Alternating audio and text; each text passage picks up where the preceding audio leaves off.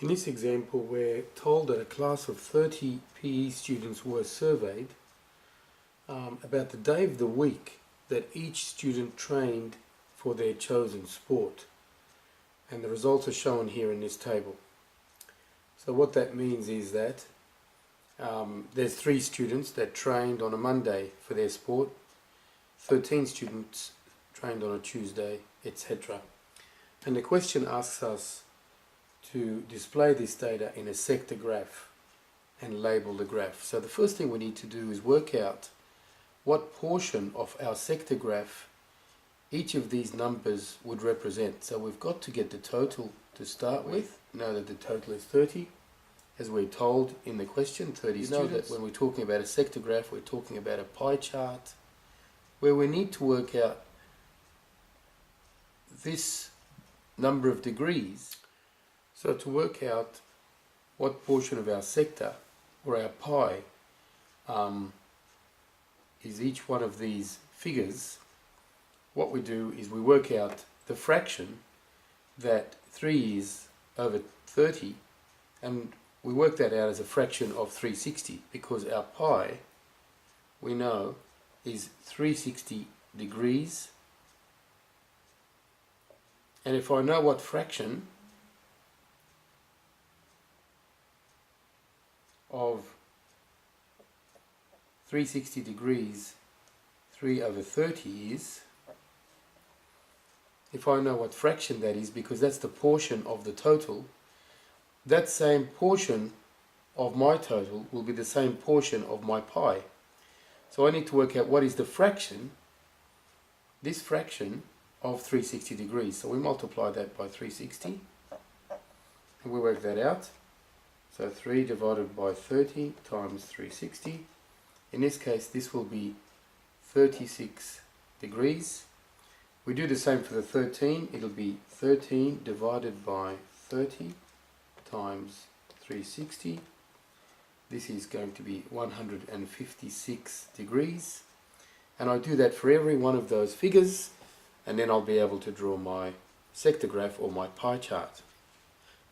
Having calculated the number of degrees, each of the fractions of these numbers that is formed when you divide this number by 30, let's just check that we haven't made a mistake by simply adding all of these up, and we should find the total comes to 360.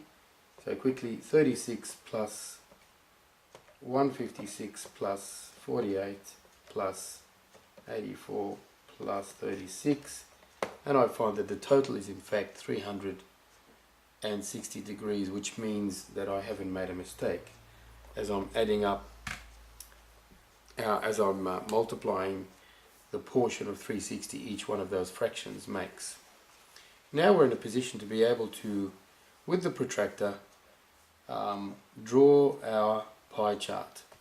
So our first, the number of students who train on a Monday will be 36 degrees.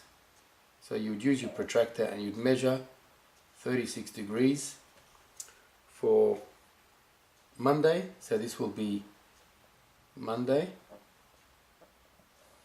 And then you would do the same for Tuesday, and that would be 156 degrees. So it would look something to that effect. And this will be 156 degrees, and this will be Tuesday. And then 4 days, Wednesday calculates to be 48 degrees, similar to the 36 except a little bit bigger.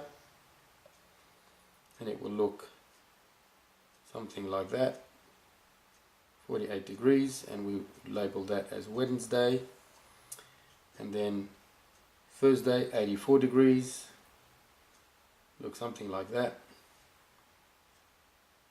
and this would be Thursday. And then we're left with Friday at 36 degrees, so we put this as 84 over here, and this is 36 degrees, and this would be our Friday figure. Now if we measure it obviously with the protractor, then you will have the correct portions of your pie chart that will reflect those number of degrees that you've calculated. So just recapping, the question asked, draw a sector graph that represents the number of students who train on each day of the week. We know that 3 students train on Monday, 13 on Tuesday, 4 on Wednesday, 7 on Thursday and 3 on Friday. To work out the portion of the pie, we had to work out what portion of the total number of students is 3 for Monday, what portion of the total number of students is 13 for Tuesday. So you work out that as a fraction, so that's 3 over 30, and because we're drawing it around a pie, that would be the fraction of 360. So it would be 3 over 30 times 360, and that gave us a figure of 36, and that was the portion of the pie of the students who train on a Monday. We did the same for Tuesday, and we found that that represented 156 degrees, and then you would draw that, and that also was for Tuesday, and you would do the same for each day of the week until you complete your pie chart.